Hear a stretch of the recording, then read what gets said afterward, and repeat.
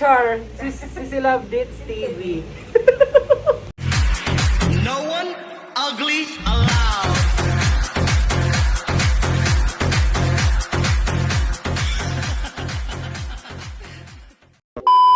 Hi guys! Hello everyone! Hello mga sisilab! Welcome back again to our YouTube channel, and this is me, your sisilabs Chading. And for today's video mga sisilab ay meron tayong hair makeover na isang friend natin dito sa YouTube na si Sisilab Dates TV. So sa mga hindi pa guys nakapag-subscribe sa kanyang YouTube channel, mag-subscribe na rin po kayo dahil nagtuturo rin po siya ng mga hair tutorial kagaya ng mga hair rebonding, hair coloring, and other hair services. So ito po ang kanyang buhok mga sisilab. So bali ang gagawin natin ngayon mga sisilab ay magko-color highlights po tayo at meron po tayong product na gagamitin sa ating pag-highlights na for sure makakatulong sa inyo ng malaki. So kung interesado kayong malaman kung ano ito at gusto nyo makita ang kanyang hair transformation, please keep on watching and let's get started!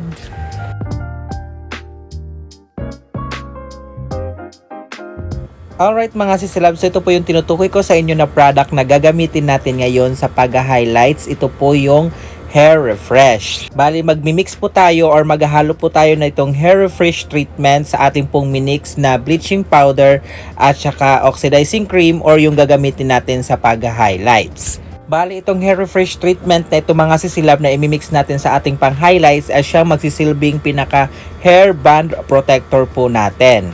Dahil itong si hair refresh mga sisilab ay kaya niyang agapan or kontrolin yung matapang na chemical kagaya ng pagbi-bleach or yung ginagamit natin na hair bleaching para maiwasan na mag-brittle yung ating buhok na binibleach or hina-highlights. At alam nyo po ba na sa hair refresh ay tumutulong din sa pag-lift ng color or isa po siyang color enhancer.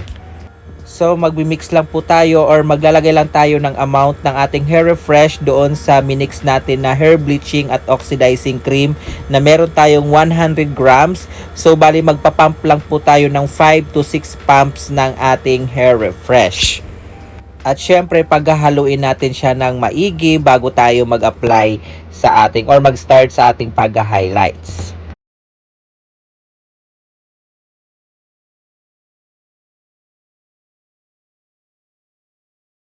So ngayong na-prepare na po natin yung pang-highlights natin na hinaluan natin ng hair refresh, mag-i-start na po tayo ngayon sa ating pag-highlights or sa pag-foiling. So syempre mag-i-start po tayo dito sa likuran sa my left side sa ating pag-slicing. Then after nyan ay susunod po natin yung sa kabilang side, sa right side, and of course sa taas, sa pinaka-crown area. Then i-follow po natin yung magkabilang side doon sa front area at syempre sa upper part. So meron naman po ako mga previews or mga dati na pong mga in-upload sa pag-highlights. Pwede nyo pong i-check yung mga video na iyon kung gusto nyo pong makita or malaman yung buong detalye sa pag-highlights. So balik po tayo doon sa hair refresh treatment na yun mga sisilab. Pwede nyo rin po siyang i-mix sa pagre-reband po natin, lalo lang na kung meron tayong nire-reband na sobrang damage, mga bleach hair.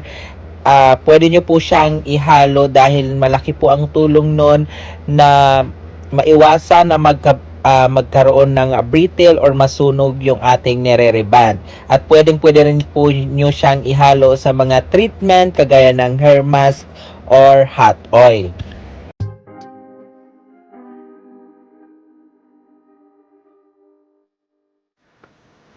So tatapusin ko lang itong paglalagay ng foil mga sisilab or yung ating pag-highlights. Then magpo-proceed po tayo sa ating next step. Then panoorin nyo po hanggang dulo ang video nito para makita rin nyo yung kanyang magiging result at syempre yung ating next na gagawin after dito.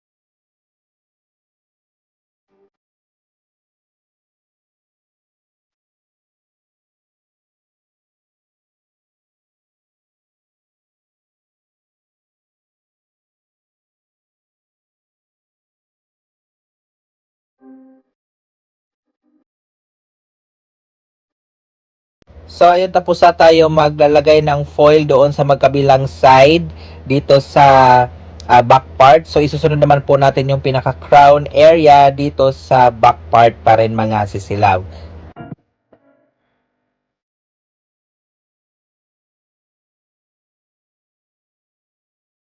And by the way mga sisilab, sa pag-apply po natin ng ating highlights doon sa mga nakaslice na buhok or nakalagay sa foil, make sure na malalagyan sila lahat ng pang bleach para pantay-pantay po ang kanyang magiging result.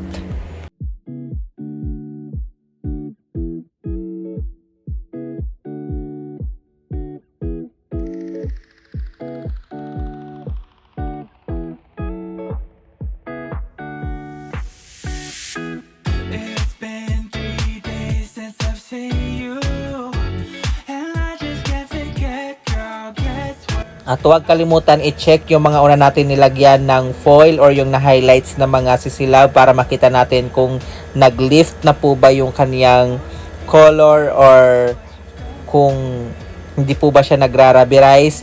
Pero for sure, dahil sa tulong ng hair refresh ay matutulungan tayo na maiwasan na mag-brittle yung buhok ng ating client.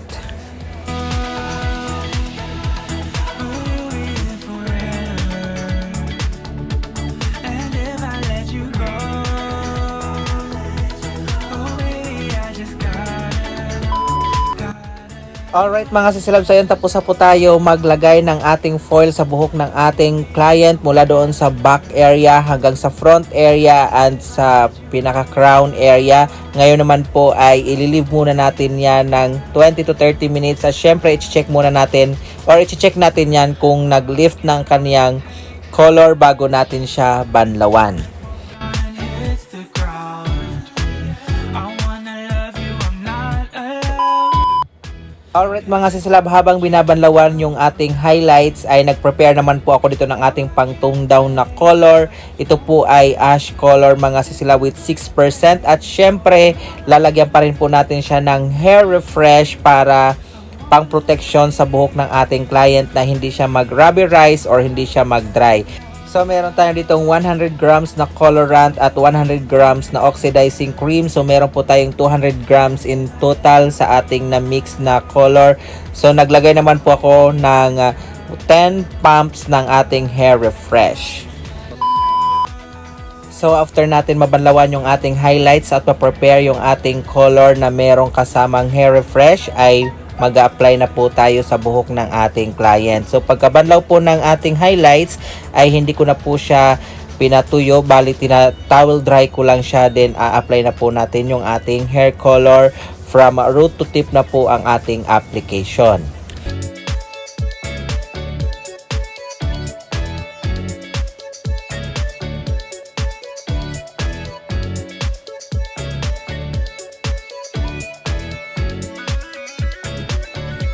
Oh, I just gotta know. Will you be forever? I gotta know. I gotta know. And if I let you go,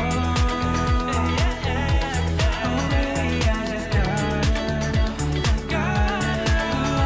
gotta know. Will you be here forever? And if I let you go, oh baby, I just gotta know.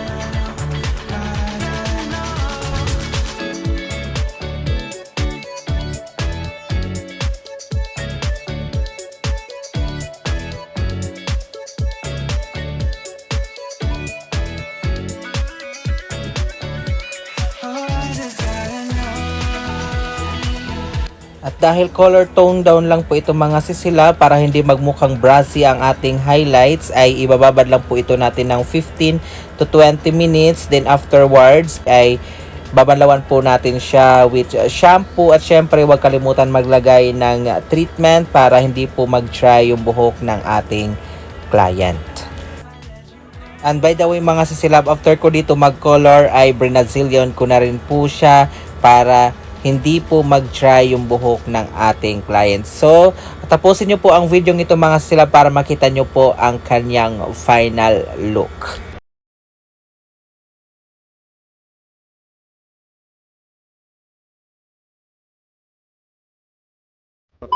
There you have it mga sisilabs. Ito na po yung final look after natin siyang ma-highlights and color. At syempre, yung hinaluan natin ng hair refresh treatment na siyang nagsilbing pinaka band protector para maiwasan na mag-dry at mag-rubberize yung buhok ng ating client sa ating pag-highlights. Ang laking tulong talaga ng hair refresh sa ating pag-highlights dahil naiwasan at naprotektahan yung buhok mula sa pagkaka-brittle at syempre sa pagkaka-dry. Mga sisilab, ano po ang inyong masasabi sa ating highlights and color na ginamitan din natin ng hair refresh? Comment your thought below at abangan nyo po sa ating mga next video dahil gagamitin ko naman po itong hair refresh sa ating pag-re-reband.